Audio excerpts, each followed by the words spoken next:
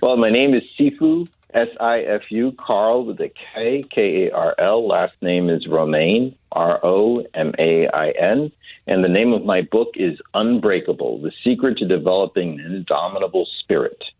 The website for the book is www.unbreakablebeyondresiliency.com. You can also find it on Amazon. Fantastic. And I understand you have a martial arts and lifestyle coaching business as well. And that's in Edgewater, correct? Yes. For the Kung Fu Academy, it's edgewaterkungfu.com. And for my coaching business, it's daylighttraining.com. We're talking today to Sifu Carl Romain. May I call you Sifu? Yes, you may. You better explain to our listeners what Sifu means, because you are a former Kung Fu world champion. Sifu means master instructor. It actually means father figure in Cantonese. But I started out in the martial arts many years ago when I was 10 years old. I started with martial arts. I just fell in love with it. And I remember thinking in my first class, I'll never quit. By the time I was a senior in high school, I was trying to figure out my life and what I wanted to do. And I realized I wanted to pursue martial arts as a lifelong career. So I wrote in my high school yearbook that I wanted to be a world champion by age 22. And I knew it would be tough, but I didn't know how tough it would be. And a lot of people didn't think I could do it. But I started my journey. I started competing. I got ranked in the top 25 in my region, New York, New Jersey, and Connecticut. And then I was driving to work one day and had a horrific car accident. In that accident, I sustained injuries to my spine, and I was told by the doctors that I'd never be able to do martial arts again. And as you can imagine, I was pretty devastated.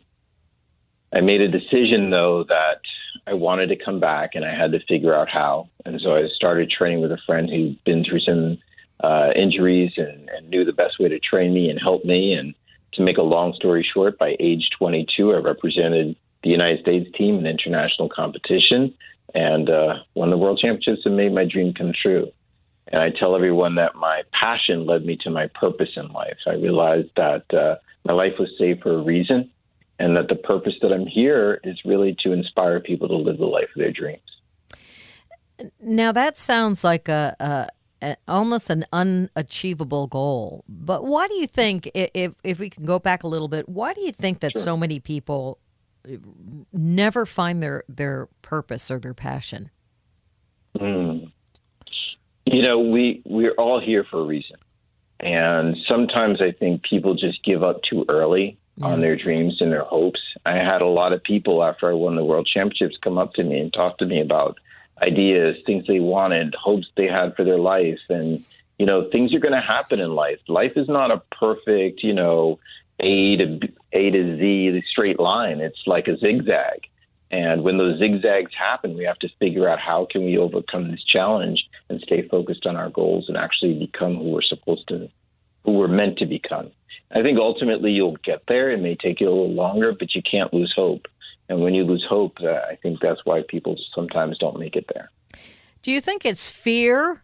Do you think it's laziness? Do you think it's not knowing yourself? All of the above? I think it's some combination of all the above, but I wouldn't say laziness. I think fear is probably the greatest factor. Actually believing that you can do it.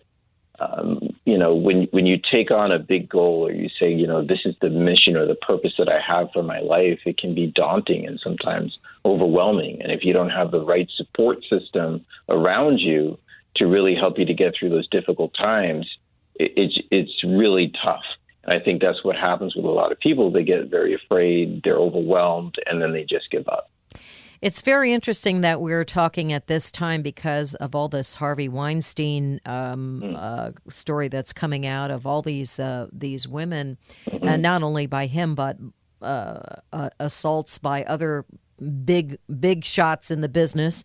And it's interesting, isn't it, that some women were able to overcome and some let it beat them. The resilience factor and how some just said, you know what? The heck with you. I'm going to achieve my dream. I'm going to do this despite what everybody around me does to me. Right, and that's what the book is all about. It's all about, no matter what happens in life, sticking to it, keeping the faith, and knowing and trusting that God has a perfect plan for us. And it may not be going exactly the way we thought. It may not be according to the script that we have in our head. But at the end of the day, we can always rewrite our story, and we'll find our way if we stick to it and decide that we're going to accomplish our goal. A big thing with you is overcoming your self-limiting beliefs. Mm-hmm. What do you mean by that? We all have beliefs or ideas in our head about what life should be, what life can be, what we're able to achieve or not be or not achieve. In the book, I give a sample of an exercise called the belief exercise, where I get you to examine which beliefs are serving you and which beliefs are impeding you, and then make choices about what you should believe or choose to believe that will actually help you to move forward with your life. How did you do that after your accident? I had a lot of support. I had some really good people around me, other athletes. And, it started with me going to tournaments. I would sit in the tournaments with a neck brace, watching other people win. And some of the people that were winning these tournaments were people I'd beaten in the past. So I knew that, wow, I felt like, oh, that was my trophy. I could have won that, Yeah. And it just kind of inspired me to say, well, why am I giving up on this? There has to be a way to achieve my goals. So for me, that was like the catalyst to really look at, well, what is it that I believe? Do I choose to believe what people are saying and they just accept my fate? Or do I choose to find a way to actually make my dreams come true? I guess it is also something that it's a daily process, isn't it? I mean, you have to try to do something every day to achieve your goals, or they can get lost in just the minutia of life. Absolutely. They say the journey of a 1,000 miles begins with a single step. And I think every day we have to take that step. Every day is a new beginning. Every day is an opportunity to start over again, no matter what happened the day before, whether it was success, whether in your mind it was a failure, to just pick yourself up and say, I'm going to do this again today. I'm going to take another step forward. And if you just do one thing every single day, eventually you'll get there. And it doesn't matter how long it takes. What role do you think stress plays in a person's life? I know in my life, stress seems to come in waves. I mean, there'll be this long period of relative calm, and then all of a sudden there'll be a big spike in stress. Stress to me is a sign that something in your life needs to change. And if you take a closer look at your life, you can examine how or why you feel that way and then make the appropriate choice about what to do. Stress can also be a signal that, hey, I'm really being challenged here. How will I overcome this challenge? So I think stress can be useful in many different ways. It's just about how we look at it. During times of stress, I think it's really important to breathe. Yes. Really get clarity around what's really going on here. I think when you're talking to somebody during an interview, I've found that you have to let it breathe. You can't just rush from one point to the next. And I find that when that does occur, the interview isn't as good. Right. You need to pause for the cause, right? Is that what they say? Yep. Yeah. Yeah. Speaking of quotes, if it doesn't matter 100 years from now, why do it? That's in your book. I love that quote. Yeah, that's a quote from one of my mentors. And the reason I like that quote so much is it's really about what we're doing. How much does it really matter? Will it make a difference? Will it make a huge impact that will last a long time? Right? If you think about history, we can go back and we could look at many leaders, many inventors, and the impact that they made that we're still experiencing today. Right? Yeah. We can look at somebody who influenced a leader and how that leader influenced our lives. So I think everything that we do does make a difference. And if you ask yourself that question, right, if it doesn't matter 100 years from now, why do it? I think you start to find a greater purpose in the things that we're doing. Okay, so there were 6 points that you wanted to make. Right. There are 6 principles that I give to reset your life and become unbreakable. Because the first thing I realized, in order to reinvent ourselves, that we had to have these 6 things. And this is what I have found. And I found this pretty consistently with my clients as well. And the first point is that you had to get honest with yourself. You had to discover what your truth was. Not what the truth is that everybody else tells you, but what is your truth? Can you get to a place where you can be so honest with yourself, so brutally honest with yourself, that you really know what it is that you want? So many times I've asked people, what do you want? And they go, I don't know. And then I sit there and I say, well, the truth is you do know. And I want you to think about what it is and what your fear is around giving the truth or giving the answer to the question. And then they ultimately do that. And they go, yeah. And they realize that, okay, this is something I'm struggling with and I don't know what the impact will be to my life. So then we talk about that and I help them through that. The second one is thoughts. Thoughts are things, whatever you think upon is going to grow. And our thoughts can be very, very powerful. I share this with people that our beliefs are thoughts that we allow to take root. And when they take root, it's like wearing different colored sunglasses.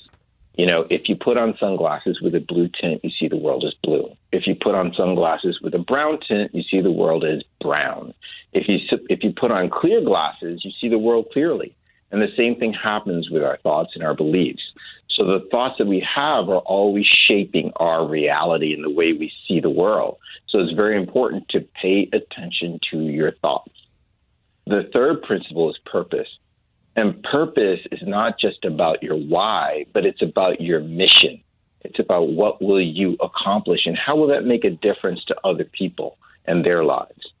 Then once you have those 3 things and you're congruent with those 3 things, you now know what to choose. And choices become easy because I say that we're always in a position of crossroads, right? Every moment of our life, we have to make a choice. Sometimes we make a right choice, sometimes we make the wrong choice, but if we can get clear about what we want, if our thoughts and our purpose can be in alignment, we can choose a lot easier and be more consistent with our choices. And then finally, once you choose, you got to take actions, right? Because without action, nothing is accomplished. And I break action down into 2 parts. Not only the plan, but the word action has the word act in it. So the question is, who are you being? We're always in the process of becoming something. So are your actions congruent with the person that you want to become? And if it's not, then it's up to you to make a different choice and change your actions. And then finally, accountability. I know in my life, and I'm sure in your life, you could probably agree to this, that anytime I've accomplished anything major, it's because I had a great coach or a mentor or a trusted friend that I allowed myself to just be accountable to. And if we allow ourselves to be accountable to people, we will accomplish all of our goals, all the things that we have set out to do. Even in writing this book, it was I was going through a very challenging time. It took me 10 years to actually complete this book. The death of my friend was the catalyst. And I started working with a coach, and the coach talked to me about purpose. And he started talking to me about the things that I hadn't completed and how can I find purpose in this. And so I wrote my best friend's chapter first, crying through the whole thing. And then the rest of it just kind of fell in place. And suddenly what was taking 10 years to complete was completed within a couple of months. Maybe you obviously were meant to take that 10 years to have the book percolate before you actually wrote it down. Yes. Yeah.